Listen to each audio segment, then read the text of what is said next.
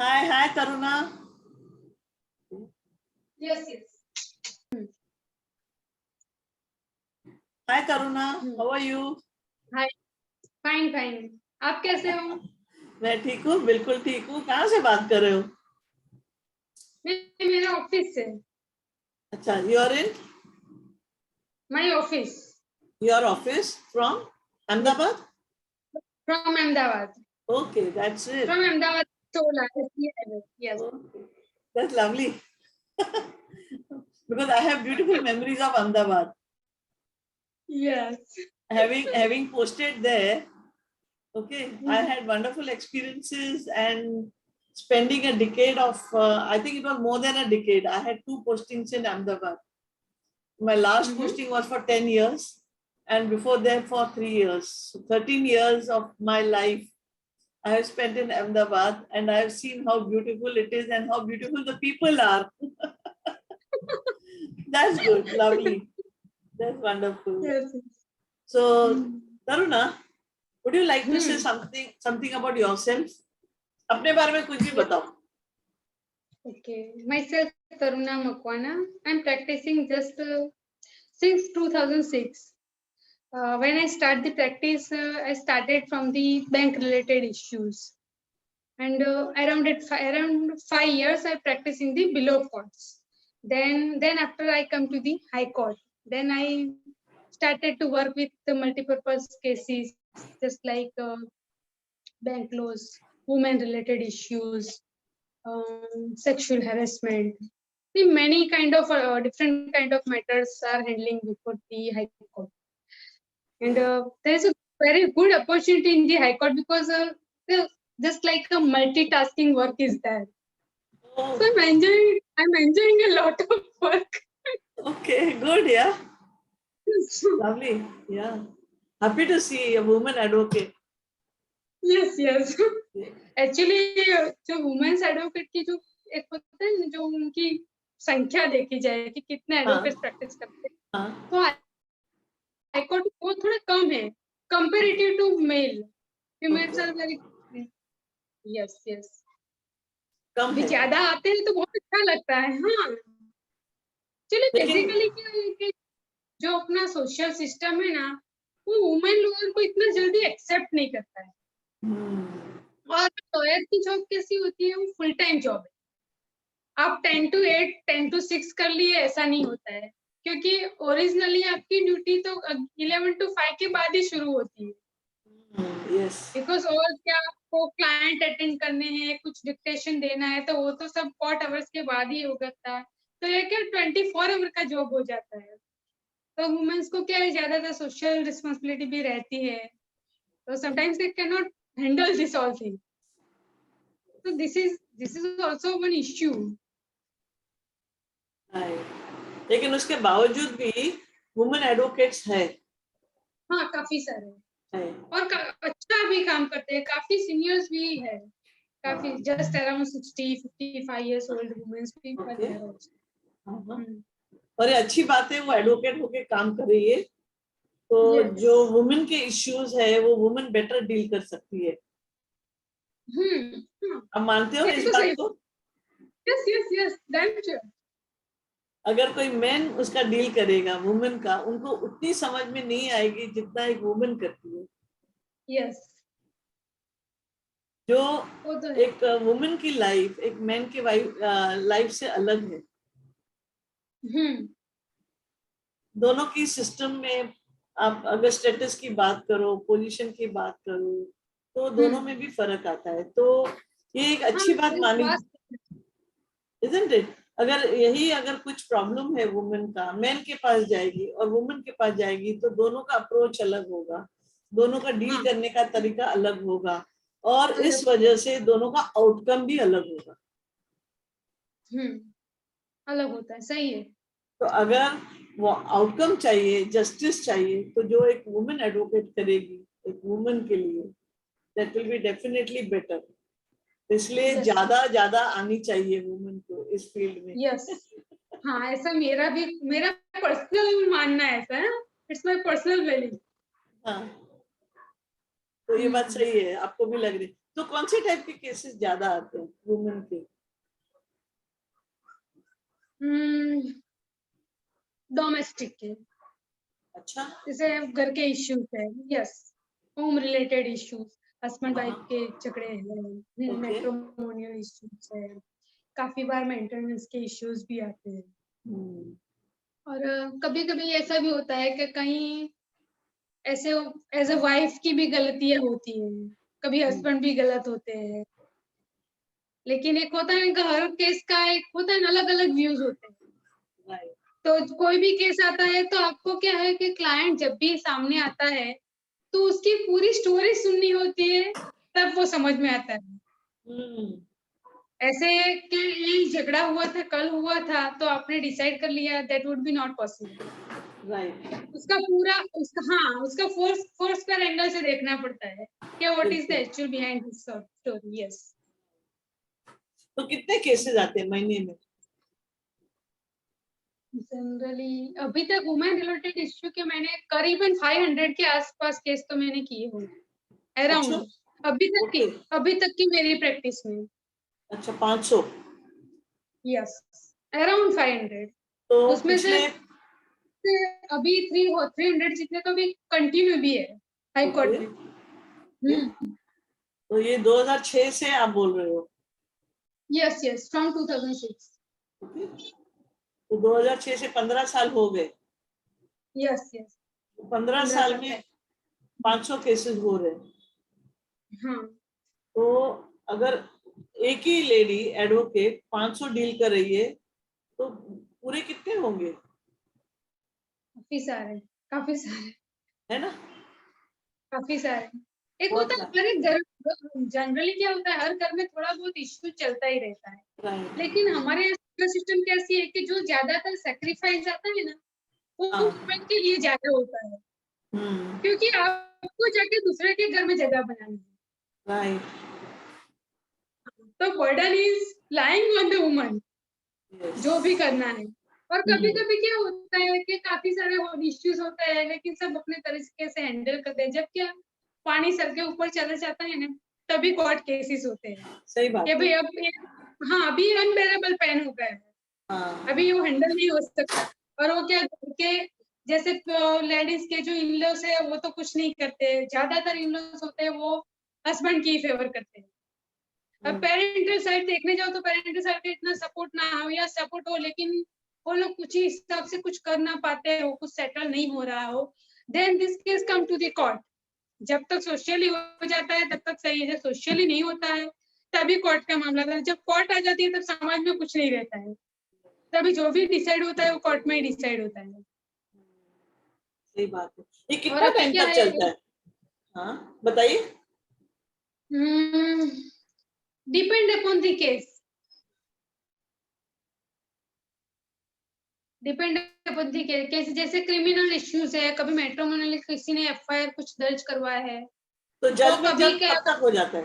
अगर जल्दी में जल्दी कहा जाए तो कितना जल्दी हो सकता है, और लेट में लेट कितना टाइम तक हुआ? 2-3 साल तो मिनिमम समझ के चलना है, ओके, 2-3 साल लग जाते हैं। मिनिमम। हाँ, उससे पहले आपका मैटर सेटल हो जाता है कुछ भी घरेलू हिसाब से, हाँ। तो जल्दी खत्म हो सकता है, अदरवाइज तो टाइम लगता है, लेकिन क्योंकि अपने कितने यहाँ सेटल की होते हैं केसेस? कितने सेटल होते हैं एमिकेबली? बहुत कम होते हैं। अच्छा। क्योंकि जब हाँ, क्योंकि क्या, जो घर में सेटल नहीं हो सकता तभी तो मैटर कोर्ट में आते हैं। हाँ, वो तो है। हाँ, ऐसे कोर्ट का प्रोसेस है, कोर्ट भी काफी बार सब दोनों का राय हो के भी मीडिएशन में जाना है तो कोर्ट भी can refer the case to the mediation. तो मीडिएशन में भी, मीडिएशन का भी एक प्रोसेस होता है, जैसे सोशली सब लोग सेटल करवाते हैं वैसे मीडिएशन में सेटल कर। जैसे मैं हूँ तो कभी बार मीडिएशन में मैं भी बैठती हूँ, तो we are trying to settle the issues, लेकिन नहीं होता, फिर कोर्ट में केस वापस चला जाता है, तो फिर जिसे कोर्ट की प्रोसेस है वैसे चलता है। ये बात है। तो फिर क्या कर सकते हैं? फिर तो लीगली लेना है। हाँ, लीगली लेना पड़ता है, क्योंकि क्या एक होता है ना कि अपने यहाँ के जो रूट से जो चेंज होना चाहिए, माइंड चेंज हम्म। बाय बॉर्न, वो अपने यहाँ नहीं है। क्योंकि अपने यहाँ क्या है, जैसे बच्चा पैदा हुआ तो लड़का है तो लड़के को हम क्या है स्टार्टिंग से ही उनको एक प्रायोरिटी देते हैं, यहाँ बैठो, यहाँ खाओ, उसको ये लाके दिया, वो लाके दिया। और जैसे बच्ची है, लड़की का जन्म हुआ तो लड़की को आप पहले से उसी तरह से ट्रीट करते हो, तेरे को ये काम करना है, ये काम करना है तुझे। मतलब कि एक होता है कि बच्चा जब से बॉर्न होता है तब से उसका माइंड सेट होना शुरू हो जाता है, they can develop their personality. तो ये जब तक चेंज नहीं होगा तब तक ये सारे इश्यू चेंज नहीं होते। जैसे हमारे यहाँ के जो इश्यूज है डाइवोर्स केस, वो इश्यूज टोटल डिफरेंट होते हैं, और फॉरेन कंट्रीज में आप जाओगे तो वहाँ के डाइवोर्स के इश्यूज अलग रहते हैं। वहाँ डाइवोर्स का प्रोसेस अपने यहाँ जितना लंबा नहीं होता है। ओके। वहाँ डिवोर्स फ्रीली हो जाते हैं, अपने यहाँ इतने फ्रीली नहीं होते। अच्छा। ओके। तो यहाँ रीजन क्या होता है ज्यादातर? ज्यादातर तो जो अपना सोशली, मेरे हिसाब से मैं बोल रही हूँ, हाँ, जो अपना सोशल जो एडमिनिस्ट्रेशन है ना, जो मैनेजमेंट है सोशल, उसमें कहीं ना कहीं बहुत सारी खामियां हैं। There is very much loopholes. जैसे अपने यहाँ का एजुकेशन देख लीजिए, women's, no doubt empowerment is always there, लेकिन अभी भी आप देखने जाओगे इतनी ज्यादा लेडीज एजुकेटेड नहीं होते, बहुत कम लोग ऐसे हो। हाँ, काफी सारा आप देखोगे, काफी सारा एक पूरा एक वर्ग ऐसा है कि जिसमें एजुकेशन का, तो they don't know about their own rights. आपको जब अपना हक पता नहीं है तो आप मांगोगे कैसे? आप पहले से अलर्ट हो तो कोई आपको दबा नहीं सकता, आपको प्रेशर में नहीं, लेकिन आप अलर्ट हो ही नहीं हो तो आपको प्रेशर में ही रहना है। और जब आप अपने लिए जागरूक होते हो तभी आप दूसरों को जागरूक कर पाते हो ना। एक दिया जलता है तो सब वहां पे उजाला होता है ना। राइट, सही बात है। तो और मेन रीजन वो आ जाता है, मिसमैच हो जाते हैं उसमें। हाँ, मिसमैच हो जाता है उसमें, प्रॉब्लम वो आती है। प्रॉब्लम वो है। हाँ, तो ये बेसिक में ही गड़बड़ आ जाती है कि अगर वो मैच नहीं है शुरू से ही तो आगे कहीं ना कहीं वो अटक जाता है मामला। हाँ, इसलिए मेरा एक व्यू ऐसा है कि एक होता है ना, जनरली ऐसा होता है कि पेरेंटिंग की समझ माँ बाप को पेरेंट होने से आ जाती है, ऐसा सब बोलते हैं, लेकिन I don't believe in this. अभी तो मेरा मानना ऐसा है ना कि जब भी हस्बैंड वाइफ पेरेंट बने तो उनको पेरेंटिंग की भी ट्रेनिंग देनी चाहिए। बिल्कुल। How to be a good parent. Yes, how to be a good parent. हाँ, गुड। आप देते थे ट्रेनिंग? नहीं, मेरा ऐसा मानना है कि पेरेंट्स को भी ट्रेनिंग देनी चाहिए कि how to be a good parent, how to treat the children. Very right, right. Yes, क्योंकि आप शुरू में डिफरेंस डालोगे तो डिफरेंस बड़ा होगा, कि डिफरेंस नहीं होगा तो उसका आगे कोई लोकस स्टैंड नहीं होगा। राइट। और ये बहुत अच्छी बात कही आपने, जब पेरेंट्स को समझ नहीं है। हाँ, बिल्कुल। हाँ, आपका क्या मानना है? बिल्कुल सही बात है। तो बात ये बनती है, जब पेरेंट को ही उतनी जानकारी नहीं है और आप एक दूसरे ह्यूमन बीइंग को नर्चर कर रहे हो, तो किस तरीके से उसका फाउंडेशन आप डाल रहे हो जो आगे लाइफ टाइम उसके साथ रहेगा। वही तो ना। तो अगर वो पेरेंट को ही पता ना हो तो कैसे करेगा वो? तो नेचुरली आपने बर्थ दिया बच्चे को, लेकिन उसका पेरेंटिंग जो एक जानकारी होती है, और अभी तो मैं ये भी कहूँ पेरेंटिंग एक स्किल है कि जो एक एक्वायर कर सकते हैं। It is not only what you have been. आप बच्चे थे, आपको पता है आपके पेरेंट्स ने क्या किया, उतना सफिशिएंट है नहीं है, क्योंकि आसपास का माहौल, आपका आसपास का माहौल बदल चुका है। तो आपकी पेरेंटिंग स्किल भी चाहिए उसमें। उसकी बच्चे की रिक्वायरमेंट अलग है, उसकी रिक्वायरमेंट बदल गई बच्चे की। अभी जो पहले का माहौल और अभी के माहौल में बहुत बदलाव है, बहुत बदलाव। तो ये आपने बहुत अच्छी बात कही, बहुत वैल्यूबल बात कही। और मैं आपको कहूँ करुणा जी, मैं इसी वजह से यहाँ पेरेंटिंग को ज्यादा फोकस करके मैं आपसे एक स्क्रीन टाइम का मुद्दा भी मैं डिस्कस करती हूँ, काफी लोगों से मैंने किया है कि उनके क्या चैलेंजेस है, बच्चों के क्या एक्सपीरियंसेस है, पैंडेमिक ने बच्चों को क्या एक्सपीरियंस दिया, बच्चों ने क्या झेला, उनके क्या चैलेंजेस थे। और बच्चे तो ऐसे हैं कि हम अपने ही स्ट्रगल में लगे हुए हैं पेरेंट्स, क्योंकि हमारा ऑफलाइन से ऑनलाइन हो गया काम, सारा बदलाव आ गया, एक सिस्टम चेंज हो गया पूरी दुनिया में। लेकिन बच्चों की लाइफ का क्या हुआ, उन्होंने क्या देखा, उनको क्या एक्सपीरियंस मिला। तो ये जो है एक बच्चों के नजरिए से और एक पेरेंट्स का क्या रोल है उसमें, हम सिर्फ अपना अपना अपना ही ज्यादा देखते रहते हैं, लेकिन बच्चों का क्या, उसके लिए तो बहुत इंपॉर्टेंट टाइम है। हमारी तो जिंदगी सेट हो गई अभी, हम तो बड़े हो गए, हमारी जॉब लग गई, हम तो अभी रोज रूटीन उसी में लगे हैं कि चलो अपनी रोजी रोटी लिविंग देखनी है, ये देखना है, ये काम करना है, एक अपने रूटीन में हम जम गए हैं। लेकिन बच्चे तो ग्रो हो रहे हैं, उनको तो आगे लंबी जर्नी देखनी है, उनका एक फाउंडेशन स्ट्रांग करना है। और सारा दिन अगर वो मोबाइल लेके बैठेंगे तो उनकी क्या लाइफ होगी।